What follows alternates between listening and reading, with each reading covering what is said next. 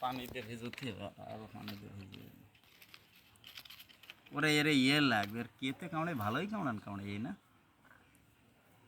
পুকুরেই দেশে বোধহয় কামড় এর এই ইয়ে লাগবে ইঞ্জেকশনে সুই লাগবে মোটা সুই রয়েছে গরুর ইঞ্জেকশন দেবে ওই লাগবে ওই দেখে আমি শালাকে দোকানে পাওয়া যাবে না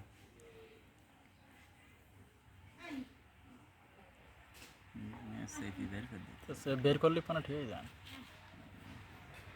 কামড়া নিয়ে দৃষ্টি এই নাই দেখ দাঁত কিরাম ফুটে এই দুটো তিনটে দাঁত এই একটা